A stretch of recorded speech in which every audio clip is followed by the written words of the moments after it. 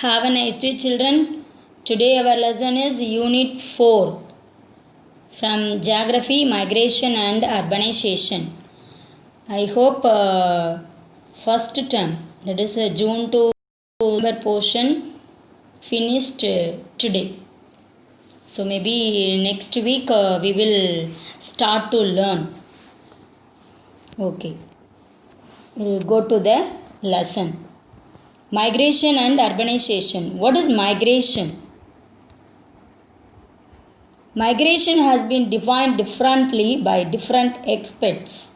In general, migration is defined as the permanent or semi-permanent change of residence of an individual or group of people over a significant distance. So, the term migration refers to the movement of people from one place to another. What is migration? In simply, the term migration refers to the movement of people from one place to another place. Okay, one of the most important aspects social science is human migration. It has maintained a close relation with mankind from its earliest stage. Migration is one of the most important dynamic human activities from the very beginning of human life. During the early days, people moved from one place to another in search of food. When most of the people chose to live in forest and adopted civilized life, they developed their relationship with domesticated animals and fertile land. As a result, mobility of mankind changed considerably. They almost left the nomadic life and started to live in permanent settlements. At this stage, people continued to move from one region to another in search of fertile land for cultivation. Afterwards, the nature of mobility is also moving, frequently changed over a period of time. What is the factors of migration? Ecological and natural causes of migration. What is the factors? There are a number of factors which are responsible for the migration of human population.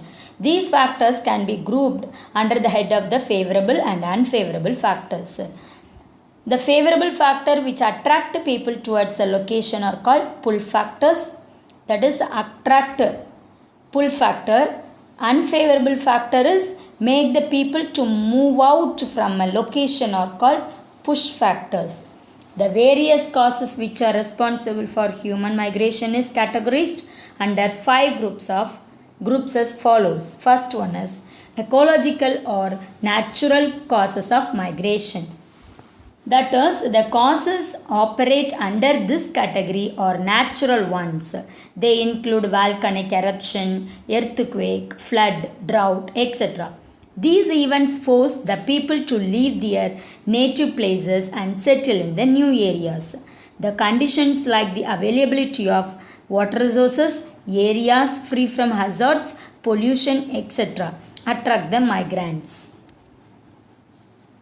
Next one is economic causes of migration. Economy is one of the most important cause of human migration from one area to another. Various economic causes determine the level and direction of migration. The availability of fertile agricultural land, employment opportunity, development of technology, etc. are the some of the economic causes that attract the migration. The mass poverty and unemployment forced the people to move out from their native places to the place where the better employment opportunity are available. Next one is socio-cultural causes of migration. It also plays some roles in the process of migration. Migration of women after marriage and migration associated with pilgrimage are based on the socio-cultural customs. Okay, you look at the table in your book. That is a reason for migration. Already I said pull factors and push factors. Pull factors Here give a explanation. Then for example, affordable and accessible urban services, that is healthcare, education, transport and recreation, that is pull factors, that is attract. This one is another one is push factors. Inadequate or limited urban services and infrastructure, that is healthcare, education, transport, water and recreation, etc. Here. Climatic disasters, unprofitable farming, war, poverty.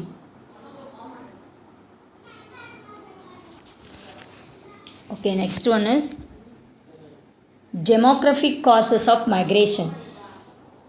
In demographic sense, the population composition like age and sex, overpopulation and underpopulation are the major cause of the migration.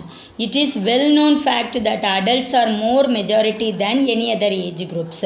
Women mostly migrate after their marriage.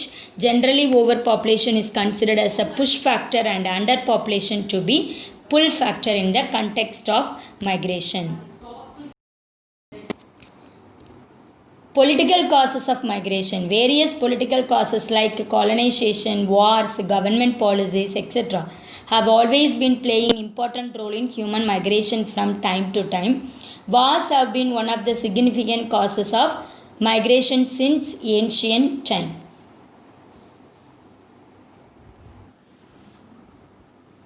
Okay, next one is types of migration. Migration can be classified into based on the movement associated with the administrative limits, then based on the willingness of the migrants for migration, the duration of stay of migrants in the place of destination, environmental consequences. Okay. Migration can be classified in several ways. It is usually categorized as follows. First one is based on the movement associated with administrative limits. What is that? First one, internal migration.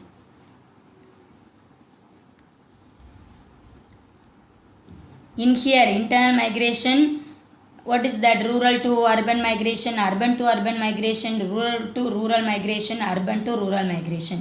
This is then okay. First one, internal migration. Internal migration is within a country. Okay, the movement of the people within a country is known as internal migration. Further, the internal migration is classified into 4 categories on the basis of the place of origin and destination of migration.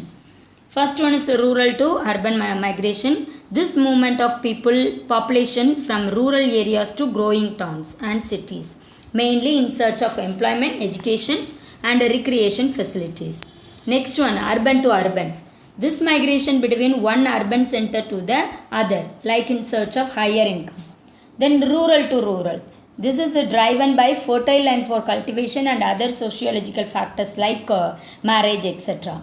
Then urban to rural. This movement from urban centers to rural areas to get rid of the urban problems and returning to native places after retirement from jobs.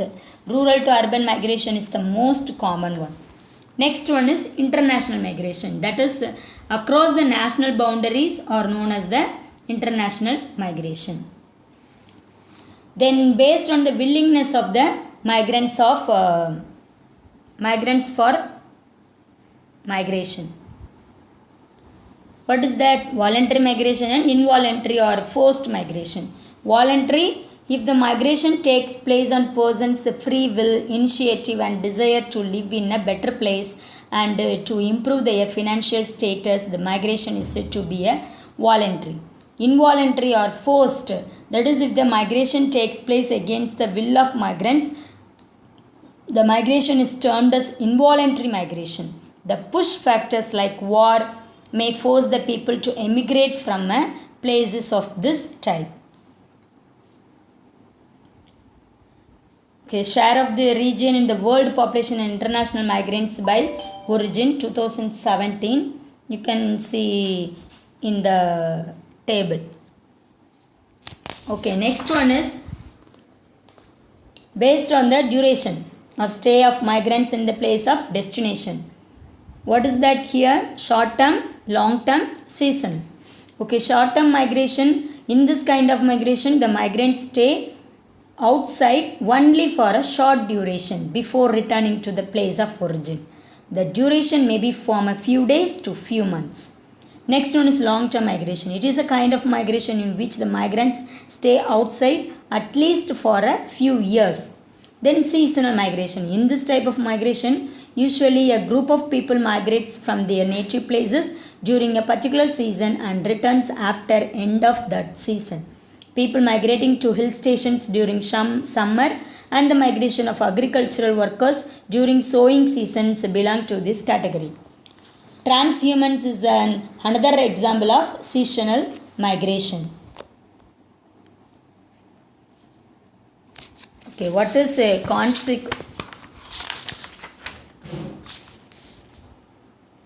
What is transhumance? This is also called a seasonal migration where the pastoral farmers move with their herds seasonally or periodically between plains and mountains. Always we are saying push and pull factors, isn't it? What is that push factors? The factor which force the people to move from their native places. Pull factors, the factors which attract people from outside into a place. Okay, now we will see about the consequences of migration. What is here? Demographic, social, economic, environmental. Okay. Migration affects both the areas of origin of migration and the areas of destination. The following are the major consequences of migration. First one is demographic consequences. It changes age and sex composition of population. Migration of females after their marriage leads to decline in sex ratio in the source region and increase the sex ratio in the region of destinations. The migration of male workers in search of job decreases the independent population of the source regions, which increases the dependency ratio. Next one is social. The migration of people from different regions towards an urban areas leads to formation of plural society. It helps the people to come out of narrow mindedness and people become generous. Next one, economic. The migration of more people from overpopulated to underpopulated regions results the imbalance of the resource population ratio. In some cases, the regions of over and underpopulation may become the regions of optimum population. Migration may influence the occupational structure of the population of an area. Through this, it will certainly affect the economic of the regions also. Brain drain. It is a consequences of migration. Brain drain refers to the migration in which skilled people from economically backward countries move to developed countries in search of better opportunities. Eventually, this leads to backwardness in source region. This is called as backwash effect. Last one is environmental consequences. Large scale movement of people from rural to urban areas causes overcrowding in cities and puts heavy pressure on resources. It leads to rapid growth of cities. The overpopulation in urban areas leads to the population of air, water and soil. Scarcity of drinking water, lack of space for housing, traffic congestions and poor drainage are the common environmental problems prevail in urban areas. The lack of space for housing and the rising of land cost lead to the formation of slums. Next one we will see about urbanization. Urbanization refers to the process in which there is an increase in the proportion of population living in towns and cities. Okay, what is the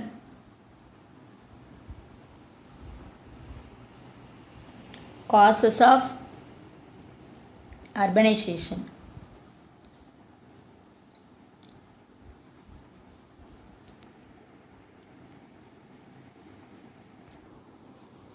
Urbanization is driven by three factors: natural population growth, rural to urban migration, and the reclassification of rural areas into urban areas. Then present day urbanization includes changes in demographics, land cover, economic process and characteristics of geographic area. Next one we will see about origin and growth of world urbanization. The process of urbanization in the world has a long history. First one is the ancient period, then next one is medieval period. In ancient period, the urban centers started developing during the prehistoric period, before 10,000 years. During this period, primitive man started domestication of plants and animals. It was the period of development of permanent settlements. The river valley regions of the Egypt, Greece and India gave rise to agrarian communities which eventually formed the urban communities and urban centers. The excess production of food grains was the major reason for urbanization. Ur and Babylon in Mesopotamia, Thebes and Alexandria in Egypt, Athens in Greece, Harappa and Mohenjo-daro in India were noted prehistoric cities of the world. This is already we saw about in the history lessons. In ancient period, the increase in the number and size of urban centers occurred during the two great colonizing period of the Greeks and Romans. During the beginning of the 7th century itself, many cities were found near the Aegean Sea. During the Greek colonizing period, the expansion of trade promoted the growth of towns and cities. Then medieval period here refers to the period after the 11th century. During this period, the European countries increased their overseas trade, which played an important role in the revival of European towns and cities after a period of low development. At the end of the 13th century, Paris, London, Geneva, Milan and Venice were the important cities found in Europe. Next one, modern period. This period starts from 17th century. It marks the third phase of development in urbanization. The Industrial Revolution in the 19th century accelerated the growth of towns and cities. The Europeans with urban civilization gave birth to a large number of new towns in North America and the Soviet Union. The modern means of transport and communication, the development of new trade routes during 19th century had strengthened the trade centers and urban areas. The latest development in urbanization was noticed in the continent of Africa. Before 1930, Africa had towns only on its coasts, but now it has 50 towns with the population exceeding 10 lakhs. Major cities in Africa are Cairo, Nairobi, Mombasa, Bulawayo, Douala, Abidjan, Lagos, etc. Thus, in modern age, the accelerating urbanization is in a redistribution of population throughout the world. Last one is consequences of urbanization. Housing and slums, overcrowding, water supply, drainage and sanitation, then transportation and traffic. We will see about one by one. Housing and slums. There is a lack of space for housing and a marked reduction in the quality of housing in the areas due to increases in population. This problem may increase in the years to come. Rapid rate of urbanization results the development of slums. Then overcrowding. Overcrowding leads to unhealthy environment in the urban areas. It also the causes of many diseases and riots. Water supply, drainage and sanitation. No city has around the clock water supply in the world. Drainage situation is equally bad. The removal of garbage is a Himalayan task for urban local bodies. Transportation and traffic. Lack of planned and adequate arrangements for traffic and transport is another problem in urban centers. The increasing number of two-wheelers and cars make the traffic problems worse. They cause air pollution as well as. Thank you, ma. Take care. You learn properly.